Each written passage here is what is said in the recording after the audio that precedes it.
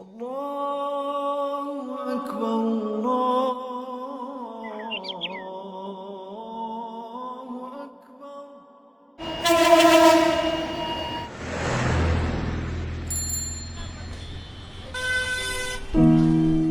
আগস্টের এক সকাল,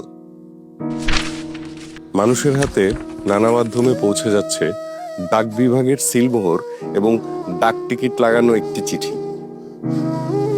কে পাঠালো এই চিঠি? আমরা জানবো সেই উত্তর। তার আগে চলুন একটি প্রশ্ন তুলে দেই আপনাদের সবার মনে।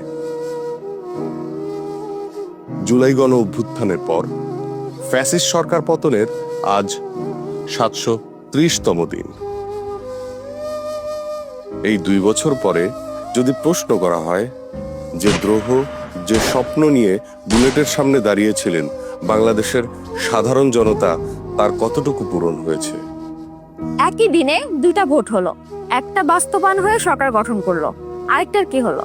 কিন্তু যেই নির্বাচিত সরকার ক্ষমতায় আসলো তারা যেই পয়েন্টগুলো তাদের পক্ষে গিয়েছে তারা সেগুলোতে হ্যাঁ বলেছে, যেগুলো তাদের ক্ষমতার জন্য হুমকি হতে পারে সেগুলোতে তারা নোট অফ ডিসেন্ট দিয়েছে।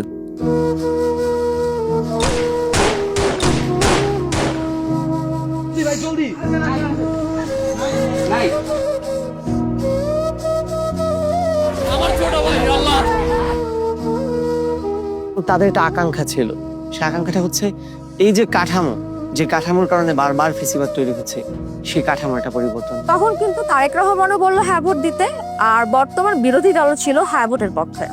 আবু সাইদ নিজের জীবনকে উৎসর্গ করেছে, সেখানে হায়ের পক্ষে দয়া করে আপনারা রাজ দেব। কারণ এই হ্যাঁ ভোটের নামই হচ্ছে আগামীর বাংলাদেশ। এই হ্যাঁ ভোটের নাম হচ্ছে আজাদি, না ভোটের নাম হচ্ছে গুলামি। আজাদি না গুলামি, এইটা আমি ক্লিয়ার ছিলাম যে হ্যাঁ ভোটে ভোট দেওয়ার পর হাসিনা বা হাসিনার মতো ফ্যাসিস্ট আর এই দেশে আসবে না। যেখানে পারে সেটা গুলি করবে, মানে সবাইকে বলা হচ্ছে যে যেখান থেকে টোকাটা পারবো ধরে ফেলবে। এই ধরনের এই চরিত্রে যেন আর কোন সরকার এদেশে আর ফিরে না আসে। হ্যাঁ ভোটের পক্ষে ভোট দিছি মূলত। দলীয় প্রধান কখনো সরকার প্রধান হতে পারবে না, পুরনো সংবিধান আর থাকবে না। হ্যাঁ ভোট মানে জুলাইয়ের পক্ষে, আর জুলাইয়ের পক্ষে মানে সাধারণ মানুষের পক্ষে।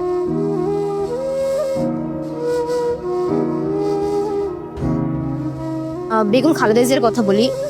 উনি একটা কথা বলেছিলেন যে জনগণের সরকার যখন আসবে তখন এই মুজিবীয় যে সংবিধান সেটাকে তারা ছুঁড়ে ফেলে দিবে। সরকার গঠনের পর বিএনপি নানা অজুহাতে হোক কিংবা তাদের কৌশলগত জায়গা থেকে তারা এই জায়গাটাকে টেকনিক্যালি একটু স্কিপ করার চেষ্টা করছে।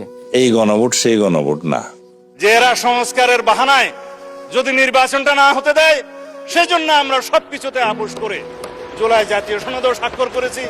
তাই মনে করি যে বাংলাদেশের জনগণ তারা বুঝে কোনটা সঠিক এবং কোনটা ভুল, যেভাবে তারা বুঝেছিল 2 বছর আগে 24শে জুলাই অভ্যুত্থানের সময়। তাহলে আমরা কি দেখতে পাই যে বেগম খালেদা জিয়ার উত্তরসূরি যারা, তারা ঠিক তার বিপরীতমুখী আচরণগুলি করছে। এই যে কাঠামো আছে, এটা একটা মেশিনের মতো কাজ করে। আসলে এখানে যাকে আপনি বসায় দিবেন, এই কাঠামোর মধ্যে থাকলে সে অটোমেটিক্যালি ফেসিবাদের দিকে যাবে। ভোরবেলায় যে চিঠি আমরা দেখেছি তা একে একে পৌঁছে যাচ্ছে সাধারণ মানুষের হাতে। আবু সাইদ, মুগ্ধ, ওয়াসিম সহ যারা শহীদ হয়েছেন কিংবা অভ্যুত্থানে যারা স্বাধীনতার স্বপ্ন নিয়ে ফ্যাসিস্ট বিরোধী আন্দোলনে সক্রিয় ভূমিকা রেখেছিলেন, কতটুকু পূরণ হয়েছে তাদের সেই স্বপ্ন?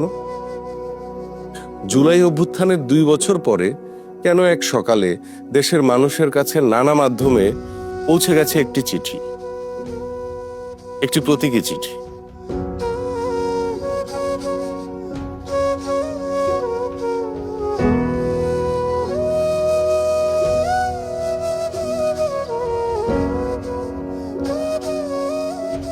সাধারণ মানুষ মনে করে আবু সাইদ, মুগ্ধ কিংবা ওয়াসিমদের রক্তের বিনিময়ে পাওয়া এই জুলাই এখনো শেষ হয়ে যায়নি। শেখ হাসিনা চলে যাওয়া এই জুলাইয়ের শেষ নয়, বরং আর কেউ যেন ফ্যাসিস্ট হয়ে না উঠতে পারে সেই ব্যবস্থাও এই জুলাইয়ের লক্ষ্য, জুলাইয়ের চেতনা। সেটা জুলাই সনদ বাস্তবায়নের পক্ষে হ্যাঁ ভোটের মাধ্যমে বাংলাদেশের জনগণ রায় দিয়েছেন। এটাই এই চিঠির মূল কথা। 2024-এর জুলাই গণ অভ্যুত্থান ফ্যাসিবাদ চক্র ভেঙে দেওয়ার মোক্ষম সুযোগ। আমরা কি পারবো? আমাদেরকে পারতেই হবে।